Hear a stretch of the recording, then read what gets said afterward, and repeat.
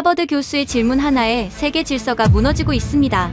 일본, 대만, 한국, 미국의 계산기에서 이 세 나라의 가치는 완전히 다릅니다. 일본은 이용하기 좋은 나라, 대만은 읽기 싫은 나라. 하지만 한국은 그의 발언이 터지자 미국이 발칵 뒤집혔습니다. CNN 긴급 속보, 워싱턴 포스트 일면 대서특필. 의회에서는 여야 할 것 없이 청문회 요구가 빗발쳤습니다. 세계가 믿어온 미국이 지켜주는 세계라는 공식. 하버드 교수는 그걸 정면으로 뒤집었습니다. 도대체 그게 사실인가? 지금부터 그 충격적인 강의실로 여러분을 안내합니다. CNN 뉴스룸 더 글로벌 아이. 오늘 우리는 국제 정치학의 거물 아서 벤스 하버드 케네디 스쿨 석좌 교수와 긴급 대담을 가졌습니다. 앵커인 제가 단도직입적으로 물었죠. 교수님, 미국이 정말 아시아에서 발을 빼는 겁니까? 동맹국들을 버리는 건가요?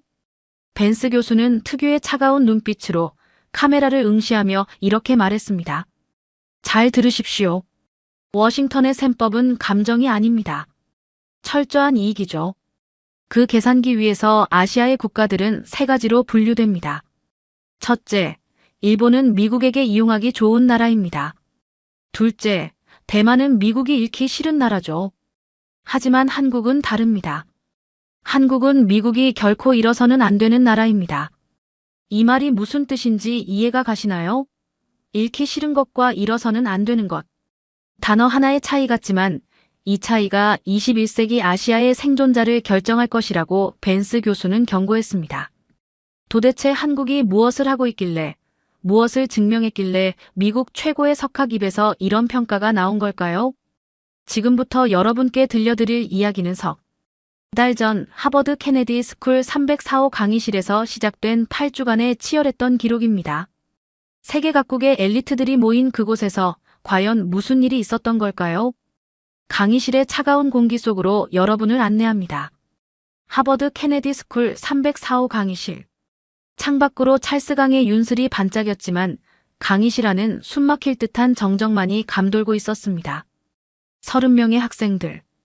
각자 자국에서 내로라 하는 영재들이자 차기 리더로 꼽히는 이들의 시선이 강단에 선 한 남자에게 고정되어 있었죠. 아서 벤스 교수였습니다. 그는 칠판에 백묵으로 거칠게 무언가를 적어 내려갔습니다. 딱딱딱. 분필이 칠판을 때리는 소리가 유난히 크게 울렸습니다. 그가 적은 것은 단 2개의 단어였습니다. 청구서. 그리고 $0.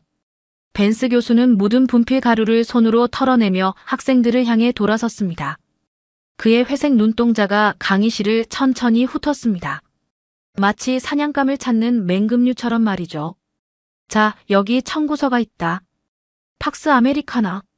즉, 미국이 주도하는 세계 평화를 유지하기 위해 매년 지불해야 하는 비용이지. 천문학적인 돈과 자원이 들어간다. 그런데 이 비용을 미국 대신 지불하고 있는 나라가 있다. 그것도 아주 혹독한 대가를 치르면서 말이야. 그 나라는 어디일까? 그의 질문이 떨어지자마자 강의실 곳곳에서 웅성거림이 시작되었습니다. 가장 먼저 반응한 건 맨 앞줄에 앉은 금발의 여학생, 사라 미첼이었습니다. 그녀는 전형적인 미국 엘리트였습니다. 예일대 로스쿨 진학을 앞두고 있었고 미국의 패권이 세계를 구원한다고 믿는 확신에 찬 학생이었죠. 사라는 불쾌하다는 듯 펜을 딱 소리나게 내려놓으며 손을 들었습니다. 교수님, 전제부터 틀렸습니다. 미국을 대신해서 비용을 지불한다니요? 미국은 세계 경찰입니다. 우리의 세금으로 항공모함을 띄우고 우리 청년들을 파병해서 동맹국들을 지켜주고 있어요. 오히려 다른 나라들이 미국에게 빚을 지고 있는 것 아닙니까? 무임승차라는 말, 딱 그들에게 어울리는 단어죠. 사라의 목소리에는 당당함이 묻어 있었습니다. 강의실 내의 많은 학생이 고개를 끄덕였습니다. 특히 그녀의 오른쪽 대각선 뒤에 앉아있던 일본인 유학생, 다카하시 겐지가 조용히 안경을 치켜 올리며 거들었습니다. 겐지는 국제관계학을 전공하는 학생으로 늘 냉철하고 계산적인 분석을 내놓기로 유명했습니다. 사라의 의견에 동의합니다, 교수님. 경제학적으로 봐도 명백하죠. 일본만 해도 주일미군 주둔 분담금을 내고는 있지만 사실상 미국의 해구산 아래에서 안보 비용을 절약하고 경제 성장에 집중할 수 있었습니다. 이걸 부인할 수는 없죠. 한국이나 대만, 유럽의 나토 회원국들도 마찬가지고요. 냉정하게 말해서 그들은 안보 수혜국, 즉 혜택을 받는 입장이지 비용을 대신 내주는 입장이 아닙니다. 겐지의 분석은 날카로웠습니다. 그는 정확히 안보 수혜국이라는 표현을 썼습니다. 미국이 베푸는 은혜를 입고 있다는 뜻이었죠. 벤스 교수는 겐지의 말을 듣고 입가에 묘한 미소를 지었습니다. 긍정도 부정도 아닌 그저 흥미롭다는 듯한 표정이었습니다. 안보 수혜국이라. 다카하시 군, 자네는 일본이 미국을 이용하고 있다고 생각하나 아니면 보호받고 있다고 생각하나? 상호 이익이라고 봅니다. 하지만 굳이 따지자면 보호받는 쪽의 이익이 더 크겠죠. 그러니까 동맹을 유지하려고 애쓰는 거고요. 겐지의 대답은 거침없었습니다. 분위기는 완전히 사라와 겐지 쪽으로 기울었습니다. 미국이 베풀고 동맹국들은 그 덕을 본다. 이것이 이 강의실, 아니 전 세계가 알고 있는 상식이었습니다. 단 한 사람, 창가 쪽에 앉아있는 한국인 유학생 윤승재만을 제외하고 말이죠. 승재는 아무 말도 하지 않았습니다. 그저 묵묵히 노트를 펼쳐놓고 펜을 돌리고 있었죠. 검게 그을린 피부, 짧게 깎은 머리, 그리고 셔츠 소매 아래로 언뜻 보이는 단단한 팔 근육. 그는 이 강의실의 다른 학생들과는 묘하게 다른 분위기를 풍겼습니다. 마치 책상 앞에 앉아있지만 언제든지 튀어나갈 준비가 된 사람처럼 보였죠. 벤스 교수의 시선이 잠시 승재에게 머물렀다가 다시 사라에게로 향했습니다. 사라, 자네는 미국이 모든 비용을 댄다고 했지? 그럼 하나 묻지. 텍사스주 방위군에 복무 중인 자네 오빠 마지막으로 실전에 투입된 게 언제인가? 갑작스러운 개인적인 질문에 사라는 잠시 당황했습니다. 네, 그건 3년 전 중동 파병이 마지막이었습니다. 지금은 본토에서 훈련 중이고요. 하지만 그게 왜요? 언제든 명령이 떨어지면 갈 준비가 되어 있습니다. 준비가 되어 있다. 좋군. 그럼 명령이 떨어지고 짐을 싸서 수송기를 타고 현장에 도착해서 작전을 수행하기까지 며칠이나 걸리지. 그야. 부대 이동 계획에 따라 다르겠지만 최소한 달은 걸리겠죠. 정비도 해야 하고 보급도 맞춰야 하니까요. 벤스 교수는 고개를 끄덕이며 칠판으로 돌아섰습니다. 그리고 0달러 옆에 새로운 단어를 적었습니다. 타임렉, 즉 시차였습니다. 맞아. 미군은 강력해. 세계 최강이지. 하지만 미군은 즉시 그곳에 존재할 수 없어. 의회의 승인이 필요하고 여론을 설득해야 하고 예산을 배정해야 하고 태평양이나 대서양을 건너야 해. 그 시간이 얼마나 걸릴까? 한 달, 2달, 아니면 6달. 교실이 조용해졌습니다. 벤스 교수의 목소리가 낮고 무겁게 깔리기 시작했습니다. 그렇다면 그 공백, 미국이 도착하기 전까지의 그 시간 동안의 평화는 누가 지키고 있지? 누가 그 공백을 메우고 있나? 단순히 돈으로? 아니면 다른 무언가로? 학생들의 표정에 의문이 떠올랐습니다. 돈이 아니라면 도대체 무엇이란 말인가? 벤스 교수는 천천히 걸음을 옮겨 대만 출신의 여학생 천이링의 책상 앞에 섰습니다. 그녀는 대만 최고의 명문대인 국립대만대를 수석으로 졸업하고 이곳에 온 수재였습니다. 천이링 양, 지난주에 자네가 제출한 에세이를 아주 흥미롭게 읽었네. 자네는 대만의 안보 전략을 실리콘 방패라고 정의했더군. 맞나? 이링은 긴장한 듯 마른 침을 삼키며 일어섰습니다. 네, 교수님. 대만은 세계 반도체 생산의 핵심입니다. TSMC가 멈추면 세계 경제가 멈춥니다. 그렇기 때문에 미국은, 아니 전 세계는 대만을 지킬 수밖에 없습니다. 그게 우리의 전략입니다. 이링의 목소리에는 자부심이 묻어 있었습니다. 총칼이 아닌 기술과 경제력으로 안보를 담보한다는 논리. 그것은 21세기 가장 세련되고 스마트한 전략처럼 들렸으니까요. 겐지도 고개를 끄덕이며 동조하는 눈빛을 보냈습니다. 하지만 벤스 교수의 다음 질문은 그 자부심을 산산조각 내버렸습니다. 지킬 수밖에 없다라. 아주 낙관적이군. 그런데 이링 양 만약 중국이 대만을 봉쇄하고 미사일이 머리 위로 날아다니는 상황이 온다면 그때도 TSMC 공장이 돌아갈 수 있을까?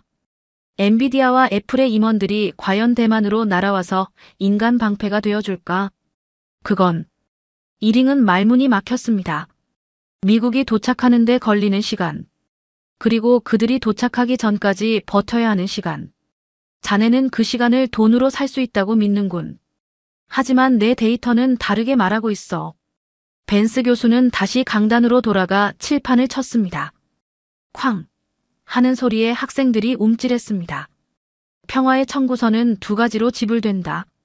하나는 미국의 달러. 그리고 나머지 하나는 최전선에 서 있는 국가들의 피다. 피. 블러드. 그 단어가 강의실의 공기를 얼어붙게 만들었습니다. 달러와 피. 너무나 이질적인 두 단어의 조합. 사라, 자네는 미국이 빚을 지고 있다고 했나? 아니야. 오히려 미국은 빚을 탕감받고 있어. 누군가가 대신 피를 흘릴 각오를 하고 24시간 총구를 겨누고 서 있는 덕분에 미국 시민들은 오늘 밤도 발 뻗고 잘 수 있는 거야. 그들은 미국의 안보 비용을 현금이 아니라 그들의 청춘과 생명으로 대신 납부하고 있지. 학생들은 충격받은 표정으로 서로를 쳐다보았습니다. 겐지는 이해할 수 없다는 듯 미간을 찌푸렸고 사라는 입을 다물지 못했습니다.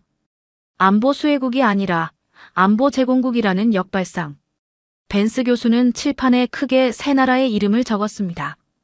재팬, 타이완, 코리아. 이 세 나라는 겉보기엔 비슷해 보이지. 모두 미국의 동맹이고 민주주의 국가이며 경제 강국이야. 하지만 안보를 대하는 태도, 즉 평화의 값을 치르는 방식은 완전히 달라. 그리고 그 차이가 그들의 운명을 결정할 거야. 그는 천이링을 똑바로 쳐다보며 말했습니다. 다음 시간 우리는 대만부터 해부해보겠다. 과연 자네가 믿는 그 화려한 실리콘 방패가 실제 포탄 앞에서도 유리의 성이 아닐지 확인해보지. 준비 단단히 해오는 게 좋을 거야. 이링 양, 자네의 믿음이 산산조각 날 수도 있으니까. 이링의 얼굴이 창백해졌습니다. 그녀는 무언가 반박하고 싶었지만 교수의 눈빛에 압도되어 입을 뗄 수 없었습니다. 그때였습니다.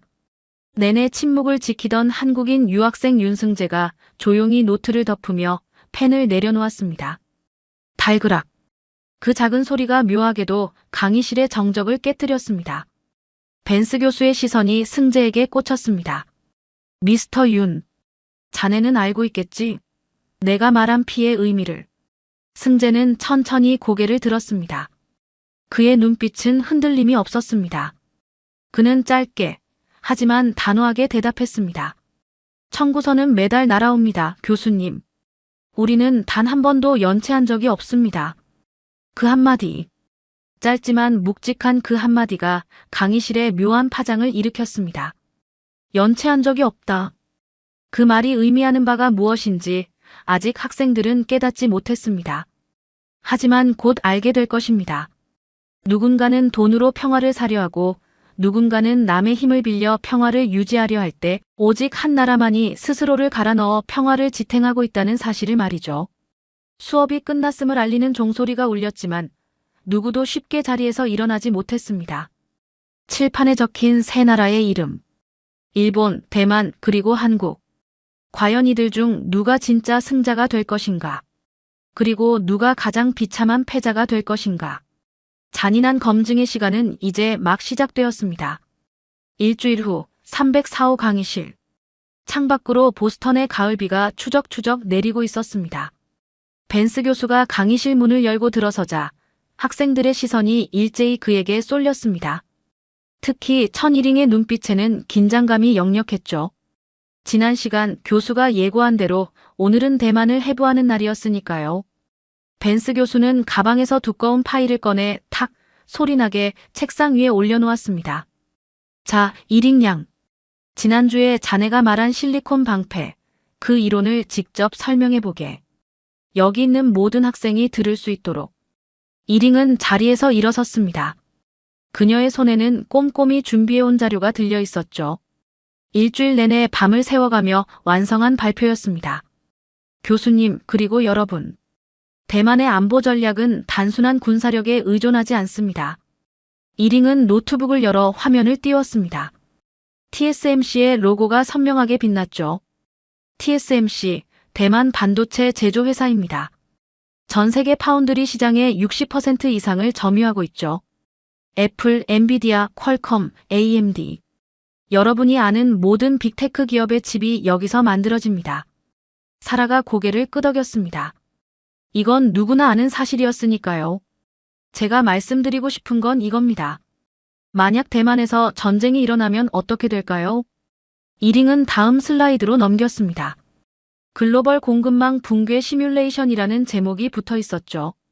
TSMC 공장이 멈추는 순간 전 세계 반도체 공급의 60%가 증발합니다. 애플은 아이폰을 만들 수 없고 테슬라는 자동차를 생산할 수 없으며 엔비디아의 AI 칩은 지구상에서 사라지게 되죠. 추산되는 경제 손실은 연간 최소 5조 달러입니다. 겐지가 휘파람을 불었습니다. 5조 달러. 미국 GDP의 4분의 1에 해당하는 금액이었죠. 그렇기 때문에 미국은 대만을 지킬 수밖에 없습니다. 아니, 전 세계가 대만을 지킬 수밖에 없어요. 우리의 안보는 총칼이 아니라 이 반도체 위에 세워져 있습니다. 이것이 바로 실리콘 방패입니다. 이링의 발표가 끝나자 강의실 곳곳에서 고개를 끄덕이는 학생들이 보였습니다. 겐지가 손을 들었죠. 논리적으로 완벽하네요. 경제적 상호 의존이 평화를 보장한다. 21세기형 억지력이라고 할 수 있겠군요. 사라도 거들었습니다. 저도 이링의 분석에 동의해요. 이건 스마트한 전략이에요. 막대한 군사비를 쓰는 대신 기술력으로 자신의 가치를 높인 거잖아요. 훨씬 효율적이죠. 강의실 분위기가 이링 쪽으로 완전히 기울었습니다. 그녀는 안도의 미소를 지으며 자리에 앉으려 했습니다. 하지만 벤스 교수의 차가운 목소리가 그녀를 멈춰 세웠죠. 이링 양, 아직 앉지 말게. 교수는 천천히 자리에서 일어나 창가로 걸어갔습니다. 빗줄기가 유리창을 때리는 소리가 유난히 크게 들렸습니다. 훌륭한 발표였어. 논리적이고 데이터도 정확하고 결론도 세련되지. 월스트리트의 애널리스트들이 좋아할 만한 분석이야. 이링의 표정이 살짝 밝아졌습니다. 하지만 교수의 다음 말이 그 미소를 얼어붙게 만들었죠. 그런데 이링 양, 자네는 한 가지를 빠뜨렸어. 아니, 일부러 외면하고 있는 건지도 모르겠군. 무엇을 말씀하시는 건가요, 교수님? 벤스 교수는 돌아서서 이링을 똑바로 쳐다봤습니다. 그 가치를 누가 지키는가? 단 한마디였습니다. 하지만 그 한마디가 강의실의 공기를 바꿔버렸죠. 이링은 눈을 깜빡였습니다. 지킨다니요? 방금 말씀드렸잖아요. 미국이, 전 세계가 대만을 지킬 수밖에 없다고요. 경제적 이해관계가 지킬 수밖에 없다. 교수가 그녀의 말을 끊었습니다. 아주 자신만만하게 들리는군. 그런데 이링 양 지킬 수밖에 없다는 것과 반드시 지킨다는 것. 이 둘은 같은 말인가? 이링이 말문이 막혔습니다. 교수는 칠판으로 걸어가 두 문장을 적었습니다. 지킬 수밖에 없다. 그리고 그 옆에 반드시 지킨다. 두 문장 사이에 등호를 그렸다가 다시 지웠습니다. 자, 여기 있는 학생들에게 묻겠다. 이 두 문장은 같은 의미인가? 침묵이 흘렀습니다. 겐지가 조심스럽게 입을 열었죠. 엄밀히 말하면 다르긴 하죠. 지킬 수밖에 없다는 건 의지의 문제고 반드시 지킨다는 건 행동의 문제야. 벤스 교수가 말을 이었습니다. 바로 그거야, 다카시군. 지킬 수밖에 없다는 건 그래야 한다는 당위일 뿐이지. 실제로 지킨다는 보장은 어디에도 없어. 그는 다시 이링을 향해 돌아섰습니다. 이링 양, 자네의 논리대로라면 미국은 대만을 지켜야만 해. 맞아. 하지만 문제는 언제 지키느냐야. 중국이 공격을 시작하고 미사일이 날아오고 함대가 봉쇄망을 치는 그 순간 미국은 어디에 있지? 그야. 태평양 함대가. 태평양 함대가 대만 해협에 도착하는데 며칠이 걸리지? 일주일, 2주일, 아니면 의회가 참전을 승인하는 데만 한 달이 걸릴 수도 있어. 그 시간 동안 대만은 뭘 하고 있나? 이링의 얼굴이 창백해졌습니다. 우리도 군대가 있어요. 방어는 할 수 있습니다. 벤스 교수가 고개를 끄덕였습니다. 방어. 좋아. 그럼 대만군은 중국 인민해방군과 정면으로 싸워서 이길 수 있나? 그건 솔직하게 대답해보게. 이링양. 가능한가? 이링은 입술을 깨물었습니다. 오랜 침묵 끝에 그녀는 작은 목소리로 대답했죠. 정면 대결로는 어렵습니다. 그래서 우리는 버티는 전략을 택한 거예요. 미국이 올 때까지요. 버틴다. 교수가 그 단어를 칠판에 적었습니다. 좋아. 그럼 대만은 얼마나 버틸 수 있지? 자네 정부의 공식 발표에 따르면 이링은 대답하지 못했습니다. 하지만 벤스 교수는 이미 파일에서 서류를 꺼내 들고 있었죠. 최근 대만 국방부 보고서야. 중국이 전면 공격을 시작하면 대만은 최대 2주일 버틸 수 있다고 적혀 있어. 2주일이야, 이링양. 2주일. 그 숫자가 강의실에 떨어지는 순간 사라가 숨을 들이켰습니다. 겐지도 표정이 굳어졌죠. 2주일 안에 미국이 도착해서 중국과 전면전을 벌여야 한다는 거야. 그런데 과연 미국이 그렇게 할까? 핵보유국인 중국과 자국민의 피를 흘리면서 이링의 눈가가 붉어졌습니다. 하지만 교수는 멈추지 않았습니다. 자네의 실리콘 방패는 아름다운 이론이야. 하지만 현실에서는 단 하나의 전제가 필요해. 미국이 반드시, 즉시 개입한다는 전제 말이야. 그 전제가 무너지면 자네의 방패는 그냥 유리 조각이야. 벤스 교수는 칠판에 새로운 단어를 적었습니다. 기다림. 대만의 전략은 기다림이야. 반도체라는 가치를 만들어 놓고 미국이 그 가치를 지키러 올 때까지 기다리는 거지. 하지만 전쟁에서 기다림이 통할까? 그는 학생들을 둘러봤습니다. 역사를 봐. 1939년 폴란드는 영국과 프랑스가 올 때까지 기다렸어. 결과가 어떻게 됐지? 2022년 우크라이나는 나토가 직접 개입하길 기다렸어. 지금은? 사라가 작은 목소리로 대답했습니다. 아직 기다리고 있죠. 맞아. 아직도 기다리고 있어.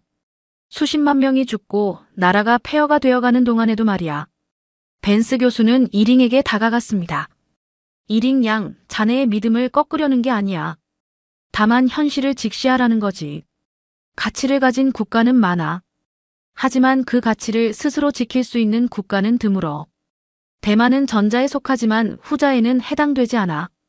그는 칠판에 마지막 문장을 적었습니다. 가치를 가진 것과 가치를 지킬 수 있는 것은 다르다. 이링은 고개를 숙인 채 아무 말도 하지 못했습니다. 그녀의 눈에서 눈물이 흘러내렸죠. 일주일간 밤을 새워 준비한 발표가 그녀가 평생 믿어왔던 조국의 전략이 산산조각 나는 순간이었습니다. 벤스 교수는 부드러운 목소리로 말했습니다. 울지 말게, 이링 양. 자네 잘못이 아니야. 다만 우리는 현실을 직시해야 해. 다음 시간에는 더 구체적인 사례를 보여주겠다. 실리콘 방패가 실제로 어떻게 작동하는지, 아니 어떻게 작동하지 않는지를 말이야. 강의 종료를 알리는 종이 울렸습니다. 학생들이 하나둘 자리에서 일어났지만 이링은 움직이지 못했습니다. 사라가 다가와 그녀의 어깨에 손을 얹었죠. 창가에 앉아있던 윤승재는 조용히 가방을 챙기며 이링을 바라봤습니다. 그의 표정은 읽을 수 없었습니다. 동정인지 이해인지 아니면 다른 무엇인지. 그는 아무 말 없이 강의실을 나섰습니다. 벤스 교수의 시선이 승재의 뒷모습을 따라갔습니다. 그리고 혼잣말처럼 중얼거렸죠. 저 학생은 알고 있어. 기다림과 버팀의 차이를. 다음 주 수업. 벤스 교수는 강의실에 들어서자마자 대형 스크린을 켰습니다. 화면에는 뉴스 영상이 재생되기 시작했죠. 학생들의 시선이 일제히 스크린으로 향했습니다. 몇 해 전 여름의 일이야. 교수의 목소리가 영상 위로 흘렀습니다. 대만 공군의 F-16V 전투기가 훈련 중 추락했어. 조종사는 탈출했지만 기체는 완파됐지. 사라가 손을 들었습니다. 전투기 사고는 어느 나라에나 있잖아요. 그게 왜 문제가 되나요? 벤스 교수가 고개를 끄덕였습니다. 맞아. 사고 자체는 문제가 아니야. 문제는 그 다음에 벌어진 일이지. 그는 다음 슬라이드로 넘겼습니다. 미국 국방부의 공식 서한이 화면에 떴죠. 대만 국방부는 즉시 미국의 부품 지원을 요청했어. F-16은 미국제 전투기니까 당연한 절차였지. 미국의 답변이 뭐였는지 아나? 학생들이 숨을 죽였습니다. 부품 재고 부족. 납기는 최소 8개월. 8개월. 그 숫자에 강의실이 술렁였습니다. 겐지가 믿을 수 없다는 표정으로 물었죠. 8개월이요? 전투기 한 대 고치는데 8개월이나 걸린다고요? 그래. 8개월. 그것도 한 대만의 이야기야. 벤스 교수는 새로운 자료를 화면에 띄웠습니다. 이건 내가 입수한 기밀 보고서야. 그해 대만 공군에서만 비슷한 사례가 23건 발생했어. 부품이 없어서, 정비가 늦어져서, 예산이 부족해서. 그 결과 대만 공군 전투기의 가동률은 50% 아래로 떨어졌지. 이링이 작은 목소리로 말했습니다. 그건 우리 국방부의 관리 문제 아닌가요? 예산을 제대로 안 쓴 거죠. 벤스 교수가 이링을 바라봤습니다. 정말 그렇게 생각하나? 이건 단순히 예산이나 관리의 문제가 아니야. 이링 양. 그는 칠판으로 걸어가 크게 글씨를 썼습니다. 자체 생산 능력 제로. 대만은 전투기를 만들 수 없어. 부품도 스스로 생산할 수 없지. 모든 걸 미국에 의존하고 있어. 그런데 미국이 지금은 안 되라고 하면 대만은 손쓸 도리가 없는 거야. 사라가 조심스럽게 물었습니다. 미국이 일부러 늦춘 건가요? 일부러라기보다는 우선순위의 문제지. 그 시기에 미국은 뭘 하고 있었을까? 우크라이나 지원이 더 급했어. 대만은 당장 전쟁 중이 아니니까 후순위로 밀린 거야. 벤스 교수는 다음 영상을 재생했습니다. 이번에는 훨씬 더 충격적인 장면이었죠. 2023년 8월. 중국 군용 드론이 대만 관할 섬 상공을 날아다녔어. 킨먼 섬이라고 대만 본토가 아니라 중국 해안에서 불과 10km 떨어진 작은 섬이지. 화면에는 작은 섬의 해안가가 보였습니다. 그리고 하늘에서 윙윙거리며 날아다니는 드론. 대만군이 뭘 했는지 아나? 학생들이 숨을 죽였습니다. 벤스 교수가 영상을 확대했습니다. 화면 속에서 대만군 병사들이 드론을 향해 돌을 던지고 있었습니다. 순간 강의실에서 웃음이 터져나왔습니다. 돌이요? 사라가 믿을 수 없다는 표정으로 물었죠. 네. 돌이야. 벤스 교수가 확인시켜줬습니다. 대만 국방부는 나중에 해명했어. 소형 드론 대응 장비가 없었다고. 예산 문제로 구매가 늦어졌다고 했지. 웃음기가 싹 사라졌습니다. 겐지가 중얼거렸죠. 실리콘 방패라더니. 드론 한 대 못 막는 거잖아요. 벤스 교수가 고개를 끄덕였습니다. 그런데 정말 중요한 건 그 다음이야. 그는 새로운 문서를 화면에 띄웠습니다. 대만 정부는 즉시 미국에 긴급 지원을 요청했어. 드론 방어 시스템, 대공 무기, 전자전 장비.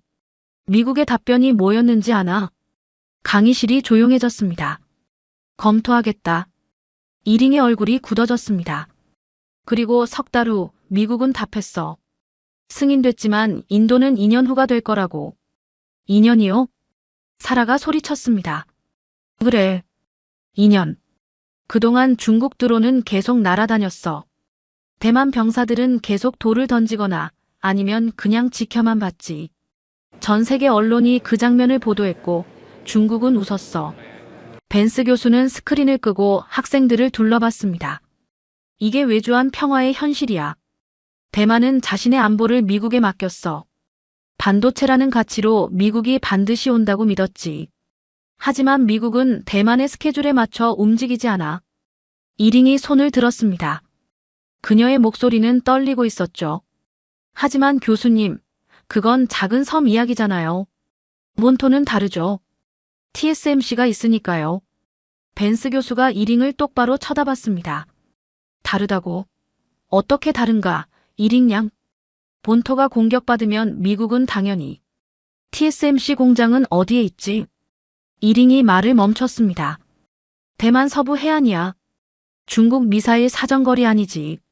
만약 전쟁이 시작되면 첫 30분 안에 그 공장들은 어떻게 될까? 이링의 얼굴이 창백해졌습니다. 파괴되겠죠. 맞아. 미국 항공모함이 도착하기 전에 이미 실리콘 방패는 산산조각 나는 거야. 그럼 미국은 뭘 지키러 오나? 폐허가 된 공장을 O 강의실이 projeto Juntos 얼어붙었습니다. Educar, que premia 벤스 교수는 천천히 걸음을 옮겨 이링의 책상 앞에 섰습니다. 이링 양, 자네 잘못이 아니야. 대만이 선택할 수 있는 옵션이 많지 않았던 것도 사실이지. 하지만 현실을 직시해야 해. 자네 나라는 미국이 오기 전까지 버틸 구조가 아니야. 이 주일이면 끝나는 거지.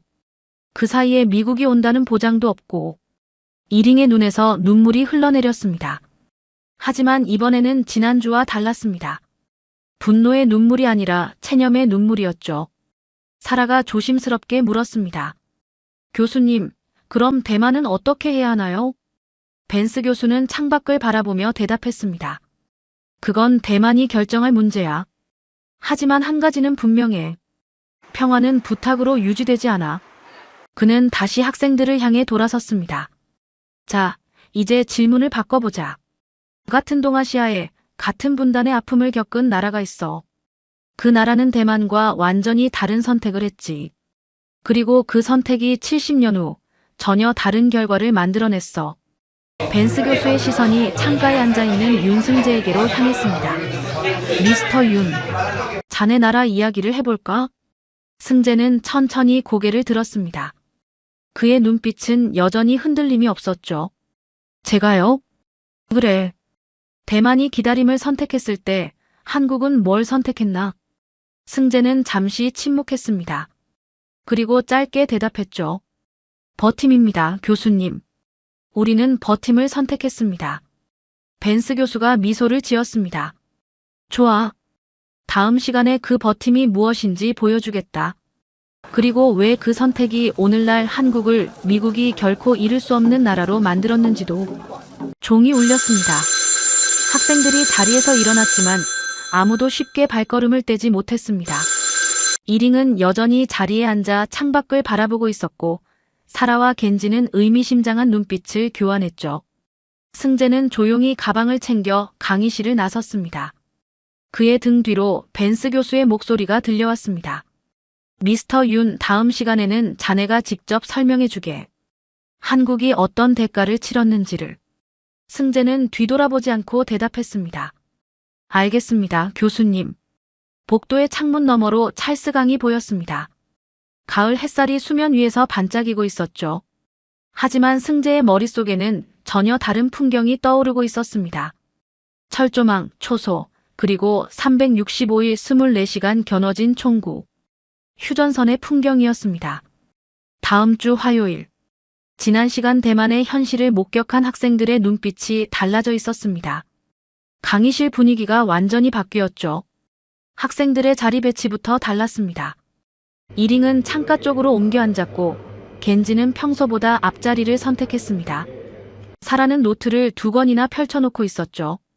모두가 오늘 수업을 기다리고 있었습니다. 벤스 교수가 들어서자 강의실이 일순간 조용해졌습니다. 그는 평소와 달리 빈손이었습니다. 파일도 노트북도 없었죠. 오늘은 내가 아니라 미스터 윤이 설명할 거야. 승재가 천천히 자리에서 일어났습니다. 그는 강단으로 걸어가며 주머니에서 작은 물건을 꺼냈습니다. 낡은 군번줄이었죠. 스테인리스 표면이 세월의 흔적으로 빛이 발해 있었습니다. 이게 뭔지 아는 사람? 학생들이 고개를 갸웃거렸습니다. 사라가 손을 들었죠. 군인 신분증 같은 건가요? 맞아요. 한국에서는 인식표라고 불러요. 모든 군인이 목에 걸고 다니죠. 전사하면 이걸로 신원을 확인해요. 승재는 군번줄을 책상 위에 내려놓았습니다. 딸그락. 금속이 나무를 때리는 소리가 묘하게 크게 울렸습니다. 이건 제 아버지 거예요. 1988년에 복무했죠. 강원도 최전방 GOP에서요. 그는 다른 주머니에서 똑같은 군번줄을 하나 더 꺼냈습니다. 그리고 이건 제 거예요. 몇 년 전에 복무했습니다. 아버지와 똑같은 부대에서요. 겐지가 물었습니다. 30년 차이네요. 둘 다 군대를 갔다고요? 네. 한국에서는 모든 남자가 군대에 가요. 18개월에서 21개월. 인생의 거의 2년을 바치는 거죠. 선택이 아니고요.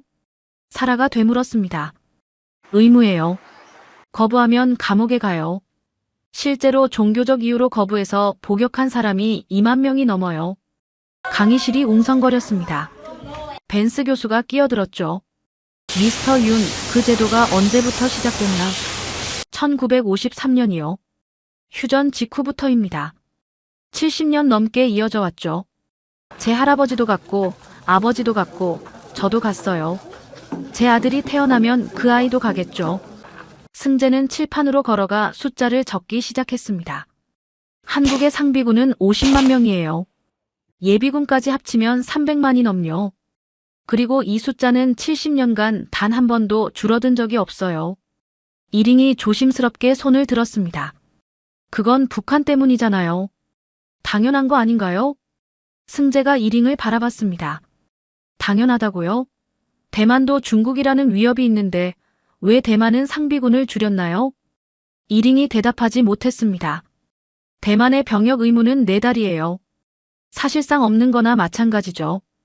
왜 그렇게 됐을까요? 미국이 지켜줄 거라고 믿었으니까요. 한국은 그렇게 믿지 않았어요. 벤스 교수가 고개를 끄덕였습니다. 구체적으로 어떻게 다른지 설명해 줄 수 있나? 승재는 잠시 창밖을 바라봤습니다. 찰스강의 평화로운 풍경이 보였죠. 하지만 그의 눈에는 전혀 다른 풍경이 비치고 있었습니다. 제가 복무한 곳은 휴전선에서 800m 떨어진 GOP였어요. 제너럴 아웃포스트, 일반 전초라고 하죠. 철책 바로 뒤에서 24시간 북한군을 감시하는 곳이에요. 그는 천천히 말을 이어갔습니다. 겨울에는 영하 25도까지 내려가요. 2시간마다 초소 근무를 서는데 장갑을 껴도 손가락 감각이 없어져요. 그래도 총은 놓을 수 없죠. 철책 너머에서 언제 뭐가 올지 모르니까요. 사라가 물었습니다. 실제로 뭔가 온 적이 있어요? 승재가 고개를 끄덕였습니다. 2017년 11월 북한 병사 한 명이 귀순했어요. JSA 공동경비구역에서요. 그 병사가 군용 지프를 몰고 군사분 개선을 넘는 동안 북한군이 40발 넘게 총을 쐈죠. 그중 5발이 귀순 병사의 몸에 박혔어요. 강의실이 조용해졌습니다. 그 소식이 전해진 날 전방부대 전체에 비상이 걸렸어요. 저희 GOP 부대도 마찬가지였죠. 완전 군장을 하고 철책에 배치됐어요. 영하 15도였는데 아무도 불평하지 않았어요. 모두가 알고 있었으니까요. 이게 훈련이 아니라는 걸. 겐지가 조심스럽게 물었습니다. 무섭지 않았어요? 승재가 겐지를 바라봤습니다. 무서웠죠. 하지만 더 무서운 건 따로 있었어요. 제가 여기서 도망치면 내 뒤에 있는 마을 사람들은 어떻게 되나? 제 부모님은, 제 동생은 어떻게 되나?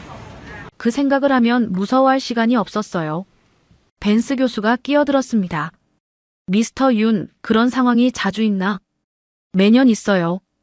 크고 작은 도발이 끊이지 않죠. 2010년에는 연평도에 포탄이 떨어졌어요. 민간인 마을에요. 할머니, 할아버지들이 사는 곳에 북한 포탄이 날아온 거죠. 그는 화면에 사진을 띄웠습니다. 불타는 집들, 대피하는 주민들, 그리고 즉각 대응 사격을 하는 한국군 K9 자주포의 모습. 그날 한국 해병대는 80발의 대응 사격을 했어요. 북한이 쏜 건 170발이었는데 우리는 80발로 응사했죠. 왜 그랬는지 아세요? 학생들이 고개를 저었습니다. 북한 포병 진지를 정확히 타격했기 때문이에요. 양이 아니라 질로 대응한 거죠. 그리고 이 모든 결정이 30분 안에 이루어졌어요. 미국에 물어보지 않았어요. 한국군이 스스로 판단하고 스스로 대응했죠. 사라가 놀란 표정으로 물었습니다. 미국의 허락 없이요? 평시 작전권은 한국이 가지고 있어요. 도발에 대한 즉각 대응은 한국군 지휘관의 권한이죠. 물론 미군과 공유는 하지만 허락을 구하진 않아요. 그러면 늦으니까요.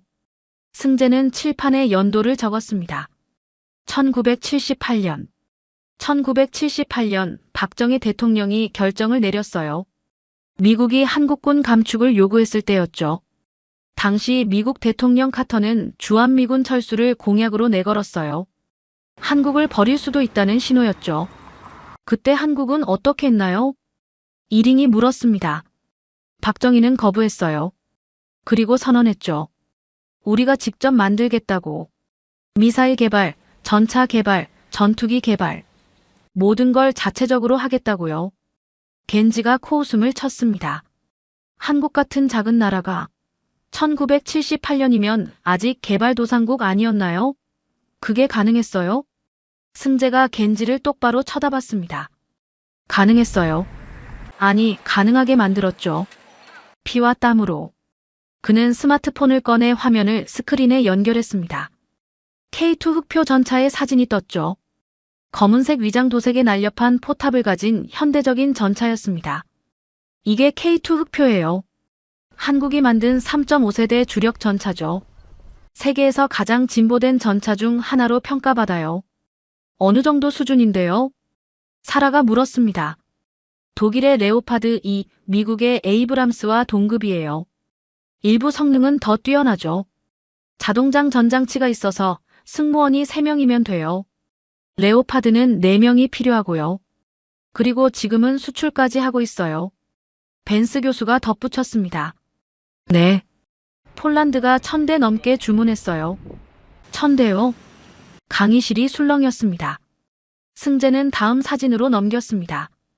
K9 자주포. 사거리 40km, 분당 6발 발사 가능. 지금 세계에서 가장 많이 팔리는 자주포 중 하나예요. 그는 지도를 띄웠습니다. K9을 운용하는 국가들이 표시되어 있었죠. 폴란드, 호주, 에스토니아, 노르웨이, 핀란드, 이집트, 터키, 인도. 다 한국제를 써요. 나토 회원국들이 왜 한국 무기를 살까요? 겐지가 반박했습니다. 가격이 싸니까 아닐까요? 한국 인건비가 낮으니. 승재의 눈빛이 차가워졌습니다. K2 전차 한 대 가격이 85억 원이에요. 레오파드 EH7이 150억 원 정도 하죠. 물론 더 싸요. 하지만 폴란드가 산 이유는 가격만이 아니에요. 그럼 뭔데요? 즉시 공급이 가능하니까요. 독일은 레오파드를 주문하면 4년을 기다려야 해요. 공장 가동률이 낮거든요. 평화에 취해서 생산 라인을 줄여놨으니까. 하지만 한국은 달라요. 주문하면 1년 안에 받을 수 있어요. 승재는 새로운 사진을 띄웠습니다. 한국의 방산 공장 내부였죠. 컨베이어 벨트 위에서 전차들이 조립되고 있었습니다. 한국은 70년간 단 하루도 생산을 멈춘 적이 없어요. 전쟁이 언제 터질지 모르니까요. 그래서 생산 라인이 항상 가동 중이고 숙련공들이 항상 대기하고 있어요. 독일이나 프랑스처럼 평화가 오면 공장 문 닫고 놀지 않아요. 벤스 교수가 끼어들었습니다. 우크라이나 전쟁이 터졌을 때 유럽 국가들이 왜 한국을 찾았는지 이해가 되는군. 네. 유럽은 갑자기 무기가 필요해졌는데 자기들 공장은 멈춰 있었어요. 독일 라인메탈은 전차 한 대 만드는데 18개월이 걸린다고 했죠. 그 사이에 전쟁은 어떻게 되겠어요? 승재는 다음 사진으로 넘겼습니다. 폴란드에 도착한 K2 전차들이 열차에서 내려지는 장면이었죠. 폴란드가 K2를 주문한 건 2022년이에요. 첫 번째 물량이 도착한 건 2023년 초. 6달 만이에요. 지금 이 전차들은 우크라이나 접경에 배치되어 있어요.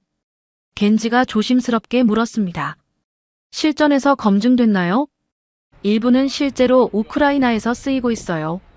공식적으로는 확인되지 않았지만 현장 영상들이 있죠. 평가는 아주 좋아요. 러시아 전차들을 압도하고 있다고 해요. 사라가 중얼거렸습니다. 실전 검증이라. 네. 한국 무기는 말이 아니라 전쟁터에서 증명되고 있어요. 대만처럼 미국이 올 거야라는 믿음이 아니라 우리가 막을 수 있다는 증명이죠. 승재는 스크린을 끄고 학생들을 둘러봤습니다.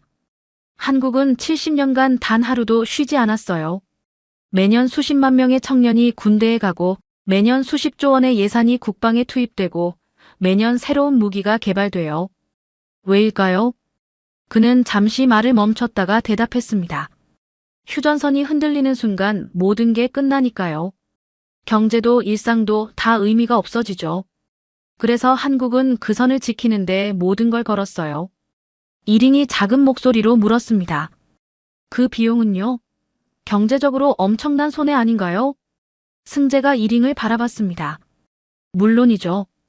경제학자들이 계산한 바로는 병역 의무로 인한 기회비용이 연간 30조 원이 넘어요.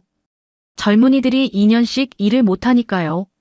거기에 국방비가 GDP의 2.8%, 매년 60조 원 가까이 들어가요. 그런데도 포기하지 않는 거예요?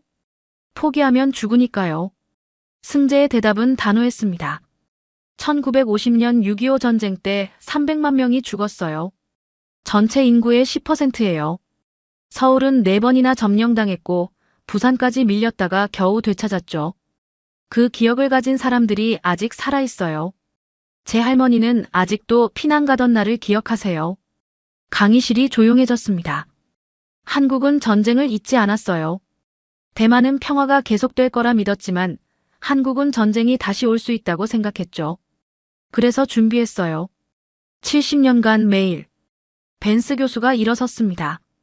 미스터 윤, 한 가지만 더 물어보겠네. 한국도 미군에 의존하잖나. 작전 통제권도 미국이 갖고 있고. 승재가 고개를 끄덕였습니다. 맞아요. 전시작전 통제권은 여전히 미국에 있죠. 하지만 평시 작전권은 한국이 가지고 있어요. 그리고 더 중요한 건 그는 벤스 교수를 똑바로 쳐다봤습니다. 한국군이 독자적으로 움직일 수 있다는 거예요. 북한이 도발하면 한국군이 즉시 대응해요. 미국에 허락받지 않아요. 연평도 때도 그랬고 2015년 목함지뢰 사건 때도 그랬어요. 목함지뢰? 사라가 물었습니다. 비무장지대에서 한국군 병사 2명이 북한이 매설한 지뢰를 밟았어요. 한 명은 2 다리를 잃었고 한 명은 한쪽 다리를 잃었죠. 강의실에 탄식이 흘렀습니다. 한국군의 대응이 뭐였는지 아세요? 11년 만에 대북 확성기 방송을 재개했어요. 북한이 가장 싫어하는 거죠. 그리고 북한이 사과할 때까지 멈추지 않았어요. 벤스 교수가 미소를 지었습니다. 그럼 미군은 왜 있는 건가? 승재가 대답했습니다. 미군은 최종 보증인이에요.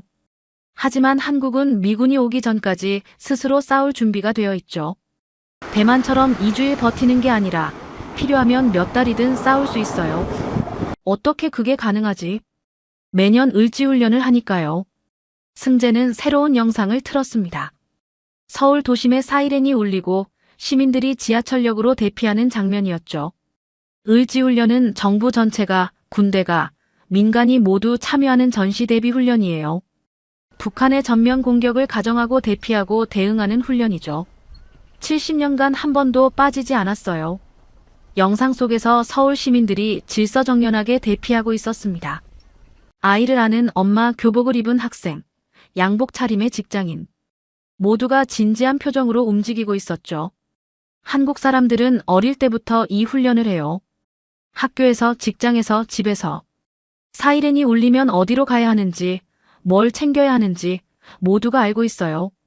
이게 70년간 쌓인 거예요. 이링이 작은 목소리로 물었습니다.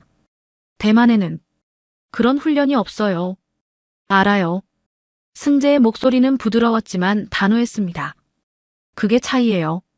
한국은 전쟁을 일상의 일부로 받아들였어요. 불편하고 무섭고 비용이 많이 들지만 그게 현실이니까 외면하지 않았죠. 대만은 평화를 믿었고 그 믿음에 기대서 불편한 준비를 미뤘어요. 벤스 교수가 칠판에 2 단어를 적었습니다. 버팀, 기다림. 여러분, 이 2 단어의 차이가 보이나? 대만은 기다림을 선택했고 한국은 버팀을 선택했어. 그리고 그 선택의 결과가 지금 우리 눈앞에 펼쳐지고 있지. 승재는 책상 위에 놓인 2개의 군번줄을 집어들었습니다. 제 아버지는 1988년에 철책을 지켰어요. 저는 30년 후에 같은 철책을 지켰죠. 30년이 지났지만 철책은 그대로 있어요. 그리고 제 아들도 그 철책을 지키겠죠. 그는 군번줄을 손에 쥐고 학생들을 바라봤습니다. 이게 한국이 내는 비용이에요. 돈이 아니라 시간이고 청춘이고 때로는 피해요. 하지만 한국은 이 비용을 70년간 단 한 번도 연체한 적이 없어요. 종이 울렸지만 아무도 움직이지 않았습니다. 학생들은 승재와 칠판의 2 단어를 번갈아 바라보고 있었죠. 벤스 교수가 말했습니다. 다음 시간에는 이 차이가 실제 전장에서 어떻게 나타나는지 보겠다. 버팀과 기다림. 그 선택이 만드는 결과를. 승재는 조용히 강단에서 내려와 자리로 돌아갔습니다. 그의 손에는 여전히 아버지와 자신의 군번줄이 들려 있었죠. 창밖으로 찰스강이 보였습니다. 평화로운 보스턴의 오후였죠. 하지만 승재의 머릿속에는 여전히 철책의 풍경이 남아 있었습니다. 영하 25도의 새벽, 총을 쥔 손, 그리고 철책 너머의 어둠. 그것이 한국이 70년간 지불해온 비용이었습니다. 그 주 금요일, 벤스 교수는 강의실에 들어서자마자 칠판에 크게 두 글자를 썼습니다. 버팀. 그리고 그 오른쪽에 기다림. 지난 시간에 이 두 단어를 언급했지. 오늘은 이 차이가 실제로 무엇을 의미하는지 파헤쳐보겠다. 그는 학생들을 둘러봤습니다. 사라, 자네가 생각하기에 이 둘의 차이는 뭔가? 사라가 잠시 생각하다가 대답했습니다. 둘 다 결국 시간을 버는 거 아닌가요? 원군이 올 때까지요. 벤스 교수가 고개를 저었습니다. 비슷해 보이지만 완전히 달라. 기다림은 수동이야. 누군가가 와줄 거라고 믿으며 그저 견디는 거지. 반면 버팀은 능동이야. 스스로 싸우면서 상대에게 피를 흘리게 하면서 대가를 치르게 만드는 거야. 겐지가 손을 들었습니다. 결과는 같지 않나요? 어차피 도움이 오면 되는 거잖아요. 아니, 결과가 완전히 달라. 벤스 교수는 칠판에 새로운 문장을 적었습니다. 기다림은 상대에게 시간을 준다. 대만을 다시 보자. 만약 중국이 공격을 시작하면 대만은 2주일 버틸 수 있다고 했어. 그 2주일 동안 대만군은 뭘 하나? 방어만 하지. 최대한 오래 버티면서 미국이 오기를 기다리는 거야. 이링이 작은 목소리로 말했습니다. 그게 최선이에요. 우리는 중국을 이길 수 없으니까요. 벤스 교수가 이링을 바라봤습니다. 이기는 게 목표가 아니야, 이링양. 상대가 공격을 포기하게 만드는 게 목표지. 그는 다시 칠판을 향해 돌아섰습니다. 중국 입장에서 생각해봐. 대만을 공격하는데 2주일이면 끝나. 미국이 오기 전에 이미 점령이 완료되는 거야. 손실은 거의 없지. 대만군이 제대로 싸울 준비가 안 되어 있으니까. 사라가 반박했습니다. 하지만 미국이 오면 중국은 물러나야 하잖아요. 정말 그럴까? 이미 대만을 점령한 상태에서 미국이 중국 본토를 공격해서 대만을 되찾을까? 그건 전면전을 의미해. 강의실이 조용해졌습니다. 기정사실이 되는 거야. 중국은 이미 대만을 갖고 있고 미국은 전면전을 각오해야 해. 과연 미국이 그 선택을 할까? 벤스 교수는 칠판에 새로운 문장을 적었습니다. 버팀은 상대의 빠른 승리를 불허한다. 이제 한국을 보자. 북한이 공격하면 한국은 어떻게 하나? 승재가 대답했습니다. 즉시 대응해요. 포병이 쏘면 포병으로 쏘고 전차가 오면 전차로 맞고 미사일이 날아오면 요격하죠. 방어만 하나? 아니요. 공격도 해요. 북한의 포병 진지를 타격하고 지휘부를 공격하고 보급선을 끊어요. 벤스 교수가 고개를 끄덕였습니다. 바로 그거야. 한국군은 방어만 하지 않아. 상대가 계속 싸우면 계속 피를 흘린다는 걸 보여주는 거지. 겐지가 물었습니다. 그럼 전쟁이 확대되는 거 아닌가요? 바로 그게 핵심이야. 벤스 교수의 눈이 빛났습니다. 전쟁을 확대시키는 게 목표야. 북한이 쉽게 끝낼 수 없게 만드는 거지. 그는 칠판에 새로운 시나리오를 적었습니다. 북한 입장에서 생각해봐. 한국을 공격하면 2주일 안에 끝날까? 아니야. 한국군이 즉시 반격하고 북한군도 피해를 입고 전쟁은 길어져. 한 달, 두 달, 어쩌면 몇 년이 걸릴지 몰라. 사라가 중얼거렸습니다. 그 사이에 미국이 오겠네요. 맞아. 그리고 일본도 개입할 수 있고 중국도 끌려 들어올 수 있지. 전쟁이 통제 불가능해지는 거야.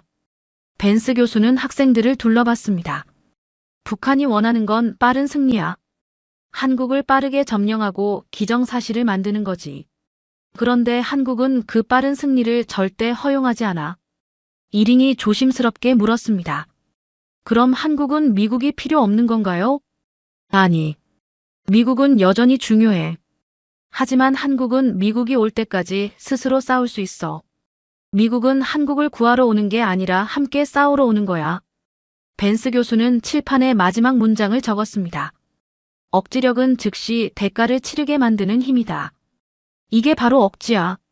상대가 공격하면 즉시 피를 흘리고 전쟁은 예측 불가능해지고 승리는 보장되지 않아. 그러니까 공격하지 않는 거지. 그는 이링을 바라봤습니다. 대만의 억지력은 외부에 있어. 미국이 올 거라는 믿음이지. 하지만 한국의 억지력은 내부에 있어.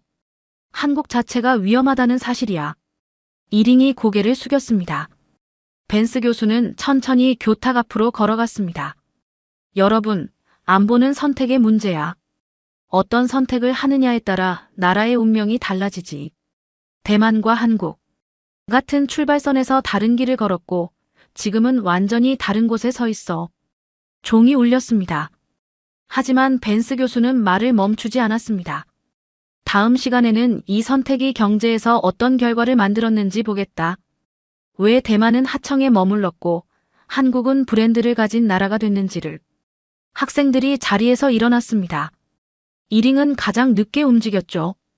그녀의 눈빛에는 이제 분노도 눈물도 없었습니다. 오직 생각에 잠긴 표정만이 남아 있었습니다. 창밖으로 보스턴의 가을 하늘이 보였습니다. 붉게 물든 나뭇잎들이 바람에 흩날리고 있었죠. 다음 주 월요일, 벤스 교수는 강의실에 들어서자마자 화이트보드에 2개의 로고를 그렸습니다. 왼쪽에는 TSMC, 오른쪽에는 삼성. 자, 오늘은 경제 이야기를 하겠다. 안보의 선택이 어떻게 경제 구조를 결정하는지. 그는 TSMC 로고를 가리켰습니다. 대만부터 보자.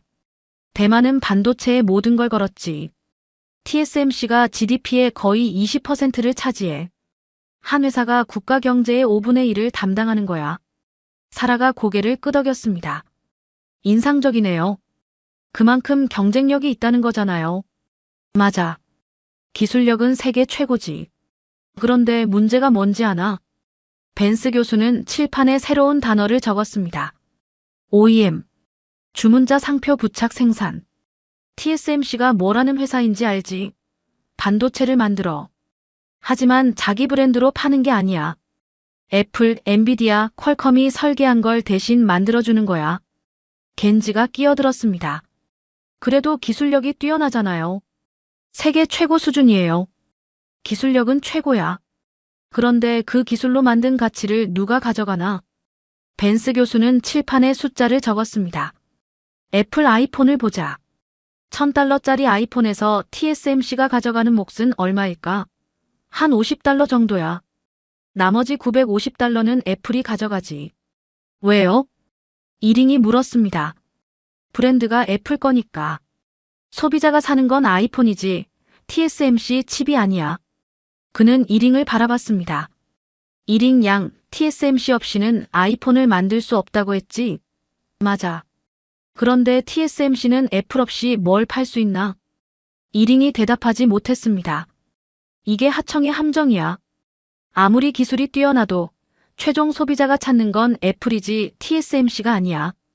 그러니까 가격 협상에서도 이익 배분에서도 TSMC는 약자일 수밖에 없지. 벤스 교수는 다음 슬라이드를 띄웠습니다. 대만의 1인당 국민소득 그래프였죠. 대만의 1인당 국민소득은 33,000달러 정도야. 나쁘지 않지. 그런데 이게 20년 전과 비교하면 얼마나 늘었을까? 그는 잠시 말을 멈췄습니다. 거의 정체되어 있어. 2000년대 초반에 이미 2만 달러를 넘었는데 20년 동안 3만 달러 초반에 머물러 있지. 반도체 기술은 엄청나게 발전했는데 국민들 주머니는 그대로야. 사라가 물었습니다. 왜요? 하청 산업은 규모는 크지만 마진이 얇아. 애플이 가격을 깎으면 TSMC는 따를 수밖에 없지. 경쟁사인 삼성이 더 싸게 제안하면 TSMC도 가격을 내려야 해. 그 압박이 고스란히 노동자에게 가. 그는 삼성 로고를 가리켰습니다. 이제 한국을 보자. 삼성도 반도체를 만들어. 그런데 삼성은 뭘 더 파나? 승재가 대답했습니다. 갤럭시요. 맞아. 삼성은 자기 브랜드 스마트폰을 팔아. 최종 제품을 만들어서 자기 이름으로 파는 거야. 벤스 교수는 칠판에 새로운 비교를 적었습니다. $1000짜리 갤럭시에서 삼성이 가져가는 몫은 전부야. 누구에게도 깎이지 않아. 가격도 삼성이 정해. 겐지가 중얼거렸습니다. 브랜드의 힘이군요. 정확해. 그리고 한국은 삼성만 있는 게 아니야. 벤스 교수는 다른 로고들을 화면에 띄웠습니다. 현대, 기아, 제네시스. 자동차도 보자. 현대, 기아, 제네시스. 한국 브랜드야. 도요타나 폭스바겐 부품을 만들어주는 게 아니야. 자기 차를 만들어서 자기 이름으로 팔아. 사라가 눈을 크게 떴습니다. 전 세계에서 현대차를 사는 거네요. 맞아. 그리고 조선도 마찬가지야. 벤스 교수가 새로운 데이터를 보여줬습니다. 한국은 세계 조선 시장의 40%를 차지해. LNG 운반선, 컨테이너선, 특수선박. 모두 한국 조선소에서 만들지. 주문자가 누구든 배는 한국에서 만들어. 이링이 조용히 물었습니다. 방산도요? 승재가 대답했습니다. 네. K2 전차, K9 자주포, 천공 미사일 시스템. 모두 한국 브랜드예요. 폴란드가 K2를 사는 이유는 한국제이기 때문이에요. 벤스 교수가 고개를 끄덕였습니다. 그리고 문화도 빼놓을 수 없지. 그는 새로운 이미지를 띄웠습니다. BTS, 블랙핑크, 기생충, 오징어 게임. 방탄소년단, 블랙핑크, 기생충, 오징어 게임. 모두 한국 브랜드야. 넷플릭스가 유통하지만 콘텐츠 자체는 한국 거지. 사라가 웃으며 말했습니다. 저도 BTS 팬이에요. 그게 바로 브랜드의 힘이야. 전 세계 소비자가 한국을 직접 찾게 만든 거지. 벤스 교수는 칠판에 마지막 비교를 적었습니다. 때만 하청. 가격을 남이 정함. 한국 브랜드. 가격을 스스로 정함. 브랜드의 힘은 마진이야. 갤럭시 가격은 삼성이 정해. 현대차 가격은 현대가 정하지. BTS 공연 가격은 한국이 정해. 누구에게도 깎이지 않아. 그는 학생들을 둘러봤습니다. 그 마진이 국민에게 돌아가. 삼성 직원, 현대차 직원, 조선소 노동자, K-팝 스태프. 이들의 임금이 올라가지. 그 돈이 소비로 이어지고 경제가 성장해. 벤스 교수는 다시 칠판 앞으로 걸어갔습니다. 여기서 중요한 연결고리가 있어. 왜 한국은 브랜드를 만들 수 있었을까? 그는 잠시 말을 멈췄습니다. 독자방위 때문이야. 학생들이 고개를 갸웃거렸습니다. 한국은 스스로 지키기로 했어. 그러려면 돈이 필요했지. 무기를 만들고 군대를 유지하고 기술을 개발해야 했어. 그 과정에서 한국은 배웠어. 그는 새로운 연결고리를 칠판에 그렸습니다. 전차에서 자동차로, 미사일에서 로켓으로, 군함에서 상선으로, 군용통신에서 스마트폰으로. 전차를 만들 수 있으면 자동차도 만들 수 있어. 미사일을 만들 수 있으면 로켓도 만들 수 있지. 군함을 만들 수 있으면 상선도 만들어. 승재가 덧붙였습니다. 현대자동차는 군용 차량 생산으로 기술력을 쌓았고 그 역량이 포니 같은 민간 차량 개발로 이어졌어요.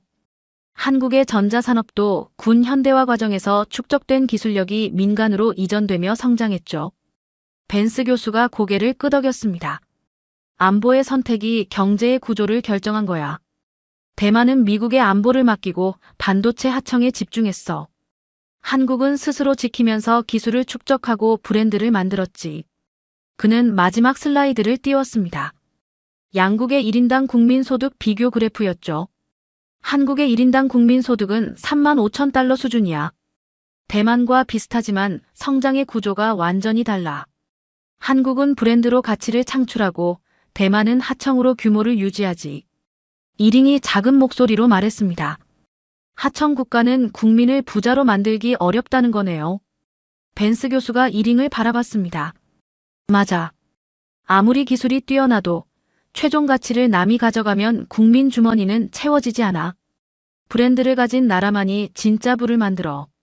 종이 울렸습니다. 다음 시간이 마지막이야. 우리가 여기까지 본 모든 것을 정리하겠다. 대만과 한국, 이 두 나라가 서 있는 자리가 무엇을 의미하는지.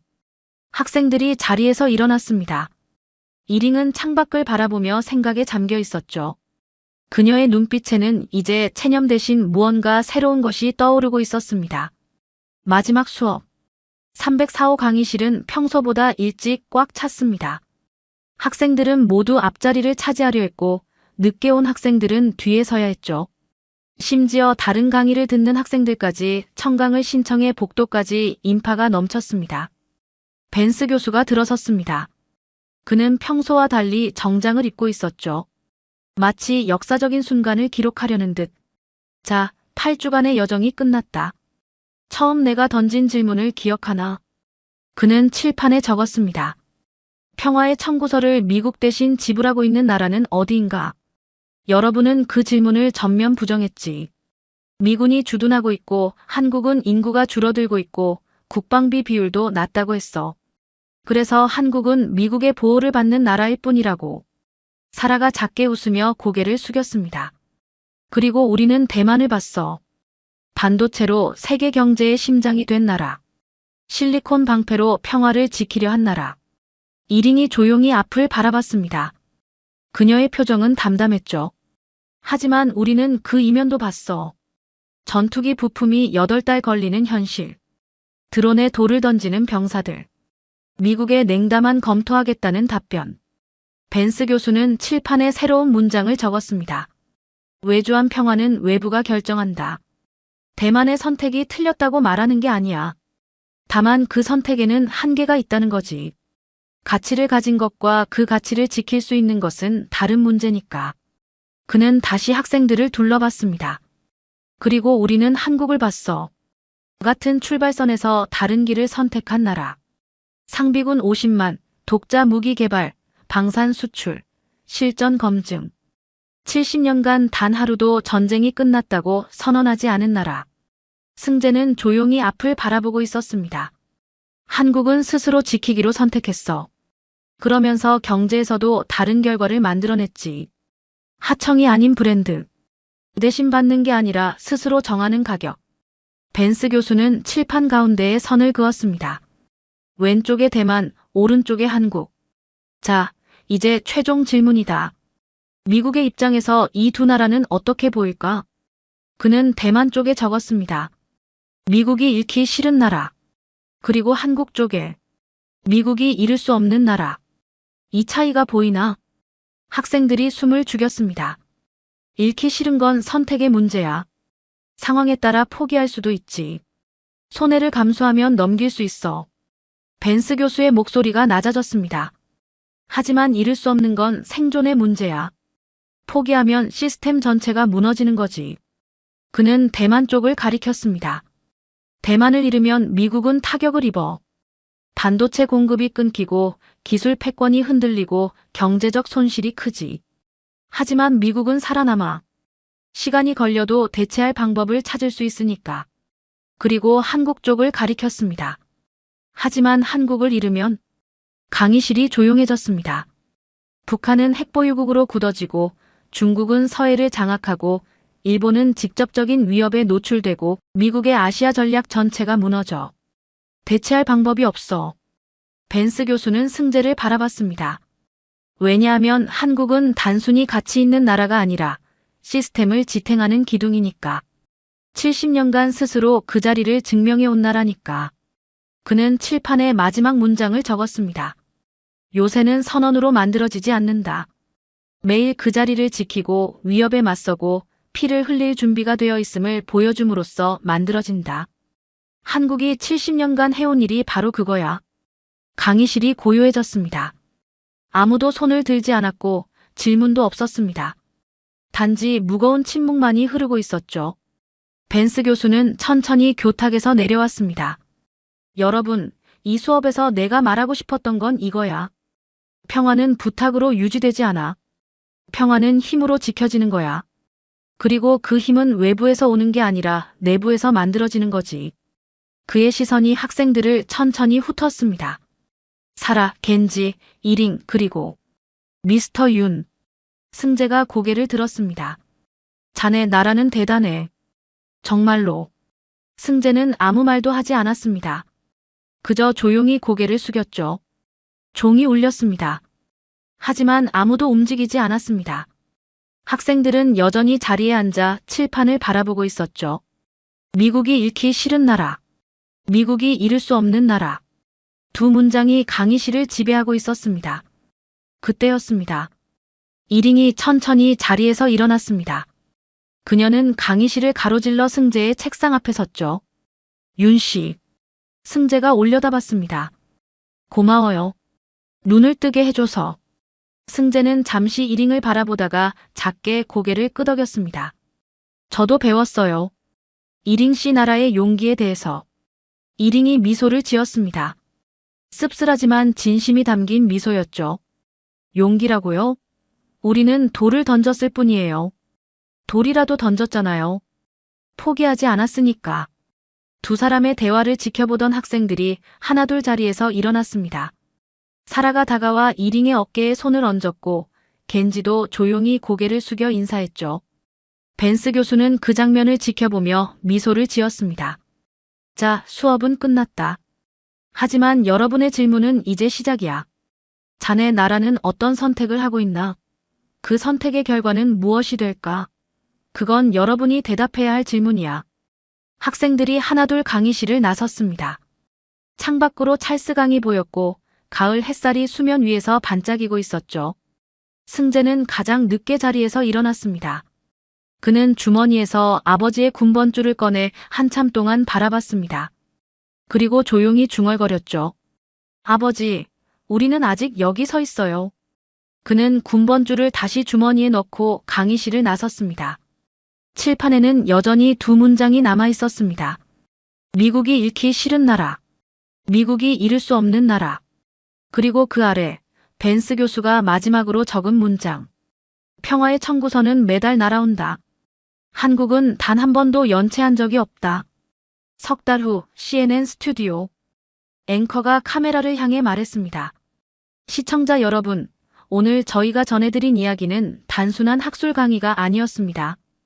이것은 21세기 아시아의 운명을 결정할 질문이었습니다. 화면에 벤스 교수의 인터뷰 영상이 다시 떴습니다.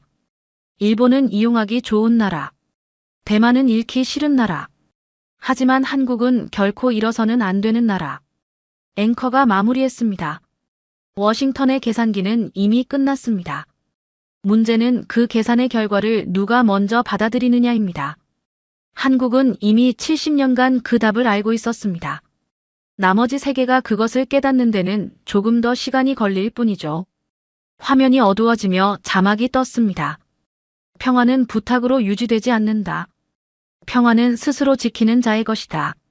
지금까지 하버드 벤스 교수의 사연 어떠셨나요? 잃기 싫은 나라와 잃을 수 없는 나라. 단어 하나 차이지만 그 차이가 국가의 운명을 가릅니다. 한국은 70년간 단 한 번도 연체하지 않았습니다. 청춘으로, 땀으로, 때로는 피로. 평화는 부탁으로 유지되지 않습니다. 스스로 지키는 자의 것입니다. 버팀 대 기다림. 당신의 나라는 어느 쪽인가요? 댓글로 한 단어만 남겨주세요. 가슴이 뜨거워지셨다면 구독과 좋아요 부탁드립니다. 그리고 이 영상을 공유해주세요. 여러분의 공유 하나가 전 세계의 대한민국의 진짜 가치를 알리는 힘이 됩니다. 우리가 70년간 묵묵히 지켜온 이 이야기, 세계가 알아야 합니다.